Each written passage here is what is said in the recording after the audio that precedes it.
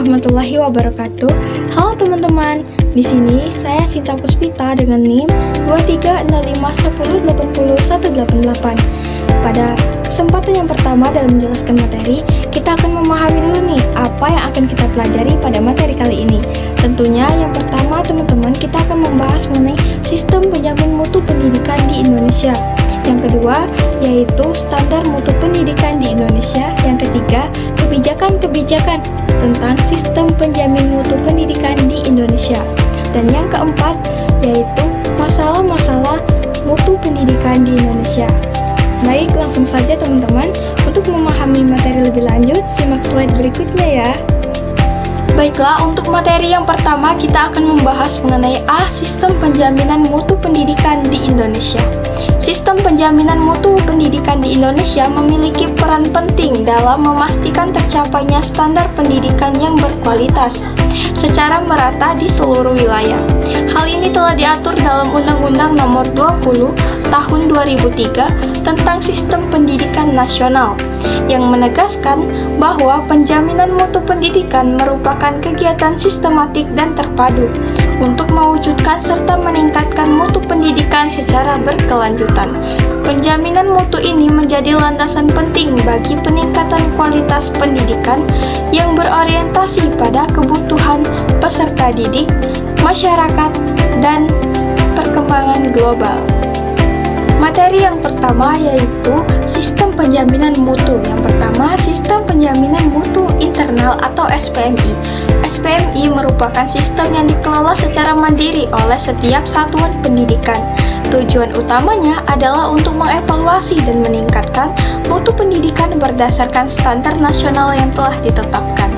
Yang kedua, sistem penjaminan mutu eksternal atau SPME, di mana SPME adalah sistem penjaminan mutu yang dilakukan oleh pihak eksternal seperti Badan Akreditasi Nasional atau lembaga pemerintah terkait. Yang ketiga, sinergi antara SPMI dan SPME. Penerapan kedua sistem ini memiliki keterkaitan yang erat. SPMI berfokus pada upaya internal lembaga pendidikan untuk terus memperbaiki diri, sedangkan SPME memberikan penilaian eksternal yang objektif untuk mengukur efektivitas dari pelaksanaan SPMI.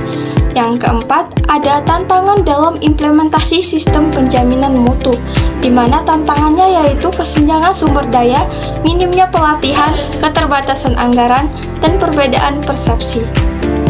Baik, selanjutnya bagian B, standar mutu pendidikan di Indonesia. Yang pertama, itu ada standar kompetensi lulusan atau SKL. Standar isi atau SKL itu bertujuan untuk menentukan kemampuan minimal yang harus dimiliki oleh peserta didik setelah menyelesaikan jenjang pendidikan tertentu. Kompetensi ini mencangkup 3 aspek utama, seperti sikap, pengetahuan, dan keterampilan. Yang kedua itu ada standar isi, di mana tujuannya utamanya adalah untuk memastikan bahwa seluruh peserta didik di Indonesia mendapatkan materi yang setara dan sesuai dengan perkembangan ilmu pengetahuan, teknologi, dan seni. Yang ketiga yaitu standar proses, di mana standar proses ini menetapkan pedoman pelaksanaan pembelajaran yang efektif, interaktif, dan berpusat pada peserta didik.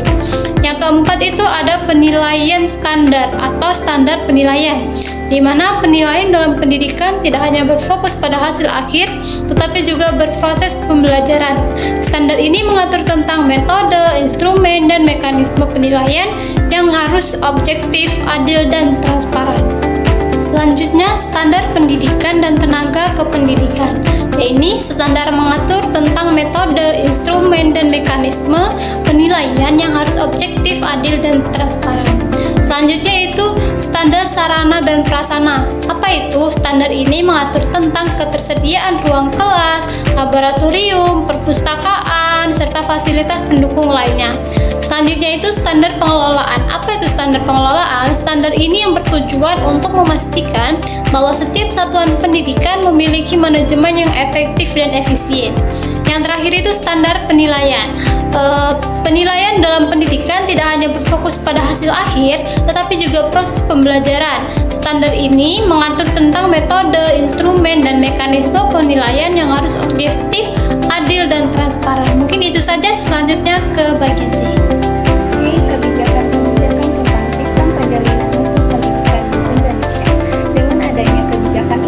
diharapkan mutu pendidikan di Indonesia dapat terus meningkat secara berkesinambungan dan merata di seluruh wilayah, yaitu Peraturan Pemerintah Nomor 19 Tahun 2005 tentang Standar Nasional Pendidikan. Yang kedua, Peraturan Menteri Pendidikan dan Kebudayaan Nomor 3 Tahun 2017 tentang penilaian hasil belajar oleh pemerintah dan satuan pendidikan. Dan yang ketiga, Peraturan Menteri Pendidikan dan Kebudayaan Nomor 28 Tahun 2014 tentang Sistem Penjaminan Mutu Pendidikan Dasar dan Menengah. D. Masalah-masalah mutu pendidikan di Indonesia. Upaya peningkatan mutu pendidikan di Indonesia telah dilakukan melalui berbagai kebijakan dan program umum. Masih terdapat sejumlah permasalahan yang menghambat pencapaian standar pendidikan yang merata dan berkualitas, yaitu 1. Kesenjangan mutu pendidikan antar daerah. Yang kedua, kurangnya fasilitas infrastruktur pendidikan yang memadai. Yang ketiga, kualitas guru yang masih perlu ditingkatkan. Yang keempat, kurikulum yang belum relevan dengan kebutuhan dunia kerja. Yang kelima, anggaran pendidikan yang masih terbatas. Selanjutnya, kesimpulan. Sistem penjaminan mutu pendidikan di Indonesia terdiri dari dua komponen utama, yaitu Sistem Penjaminan Mutu Internal (SPMI) dan Sistem Penjaminan Mutu Eksternal atau SPME. Pendidikan yang berkelanjutan. Standar mutu pendidikan di Indonesia diatur dalam Standar Nasional Pendidikan atau SNP yang mencakup 8 standar seperti standar kompetensi lulusan, standar isi, standar proses, hingga standar pembiayaan.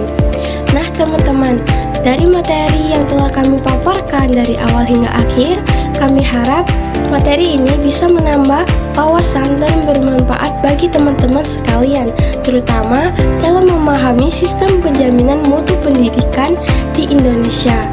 Nah teman-teman, dari penjelasan yang telah kami paparkan pada video pembelajaran kali ini mengenai sistem penjaminan mutu pendidikan di Indonesia, kami harap video ini bisa menambah wawasan serta bermanfaat bagi teman-teman dalam mengenali sistem penjaminan mutu pendidikan di Indonesia serta kebijakan-kebijakan yang terkait di dalamnya. Kami ucapkan terima kasih telah menyimak video kami dari awal hingga akhir. Kami akhiri. Wassalamualaikum warahmatullahi wabarakatuh. Thanks for watching.